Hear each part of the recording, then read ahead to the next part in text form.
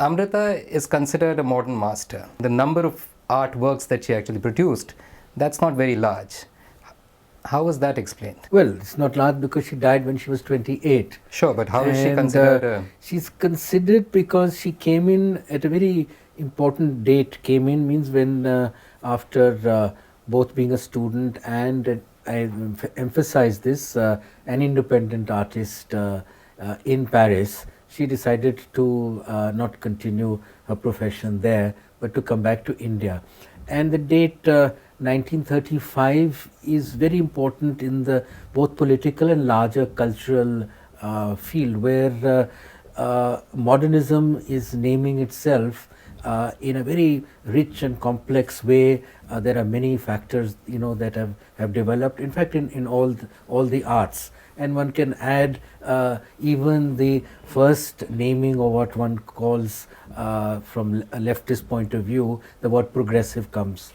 So the moment she enters, it's a right time for her to make her mark. Now, in the short period of her life, she kept on articulating what I will call positions, because she did a certain kind of work when she came. It carried a certain emotional ethos which was already there in her work in Paris, and then the minute she travels does a kind of discovery of India and travels all over, she encounters Ajanta. So she does that phase, and then she realizes that that's something that puts a demand which she feels that she's actually possibly not fully competent to kind of realize. But simultaneously, she receives very directly through the brilliant art critic and art historian, and she's an art historian first, Karl Khandalawala, who's both an authority on Indian miniatures as well as a critic of modern art. And he responds to her work with immediate excitement and passion. So in this short time, she's even like questioning every aspect of the influences that she's taking in, and articulates these, as I say, positions in this brief period to actually place a kind of agenda to kind of be worked out, whether by herself later on, which she would have done, or by others. And it just happens that many others take on her agenda. You made a very intriguing point at the book launch, where you said that had she been located in Lahore rather than in Shimla, she would have been influenced by a whole lot of radical currents around her. That, of course, would have been the case. But is there also in her work already the seeds of radicalism? The word radical, by and large, one associates with kind of direct kind of political, agenda or even activism. Now, she's radical to the extent that at that moment there is, a nationalist kind of fervor and agenda to kind of counter kind of colonialism. It's some aspect of it is also a kind of revivalism, which has its own, you can say, kind of critique of this Western thing.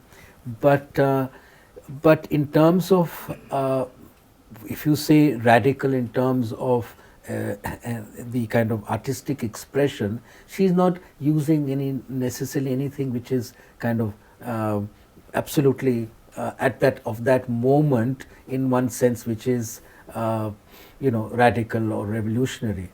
But there is another aspect where she is actually referring to, which is a matter of detail, I did mention that, of a return to a kind of new humanism.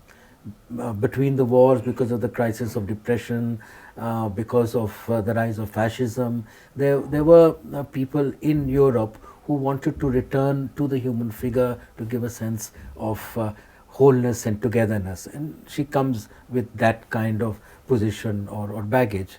But I think that in terms of the art context, you can say that she is radical because she is exploring these new inputs, cultural inputs, which are basically coming from the Indian pictorial tradition to kind of transform whatever would be the vocabulary of a modern artist. In terms of your own art practice, Vivan, and we know you as a leading modern radical artist. How do you see your own engagement with Amrita? Yeah, well, I see it as a kind of link or a relationship. Obviously, the object that it is, and where I have created artworks based on the Sher-Gil family, which also constitutes what I call my open or inclusive field, where the personal and the social and the political, in a sense, coexist. So I have very strongly believed that one should not exclude just because one has certain social and political beliefs or ideology, that the personal, is kind of buried or evacuated. So I have, and some of the practice that I have, worked with the Sher-Gil family have in fact in their forms been radical, and in our context, to use that word, kind of avant-garde, because I, after doing a large oil painting, a decade later I do an installation which is really the beginnings of installation art in India, and then subsequently in 2001 I am possibly one of the first artist slash photographer to have introduced the digital as a mode of making photographs. So in that sense, With the retake of Amrita. the retake of Amrita. That's right. So I'm in a sense, like the personal actually allows me to create a kind of, in the Indian context, where I kind of break away from that notion that the photograph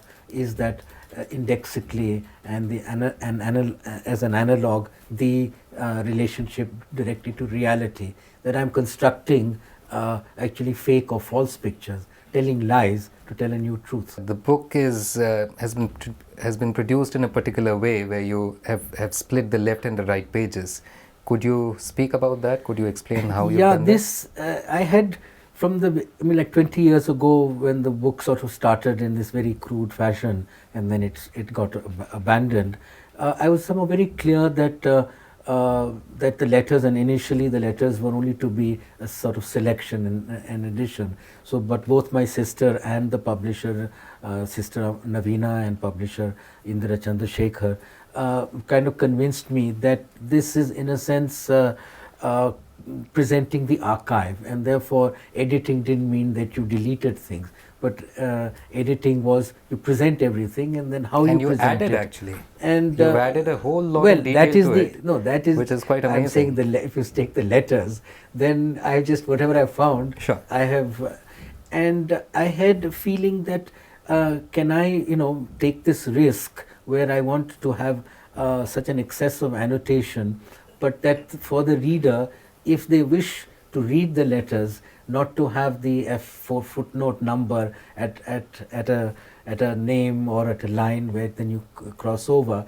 that they are able to freely read that, and if they're interested, so it puts a kind of different sort of demand on the reader. But on the other hand, I think I'm quite unique in normally, as you know, footnotes, illustrations always play a secondary role to where there would be a main text, because these are her letters and writings. That's the title of the book. That they are privileged as much as the main body of text, and in the way that they are also privileged was both information and entries. And I'm not, since I'm an artist, not an academic, I could have the freedom to introduce and interpolate all kinds of things. The other is, of course, her paintings are always there, but then I'm also privileged to have, because of her father, an extraordinary archive, family album archive. And then with that, my interest in photography, to try and locate as many people's photographs that she's talking about, because after all it is that period in the 30s and between the wars. So it's like you want to have a face to that person. And if I say she met in the same page it's written, met Princess Nilofer and Sarojini Naidu in Hyderabad, I mean, through the Deen Dayal archive, I had to pay money for that beautiful photograph, Princess Nilofer. Incidentally, I met, and that's mentioned in the book. And then, of course, the standard pictures. So the viewer, while they're looking, they kind of pick up a face. There's a painting. How is this painting here? How is there a painting of the concentration camp in Auschwitz? And then you'll say, wow, that's like, what sort of jump cut is that? Or as somebody said, it's a kind of Brechtian intervention, into what should not really be there. Any case, letters are fragments. You don't necessarily read them from cover to cover. And it's a way of picking up and enjoying it and getting information, and hopefully not too much of overload. And it works beautifully, Vivan. Congratulations on a great, great book, and thanks very much for speaking to us. Thank you.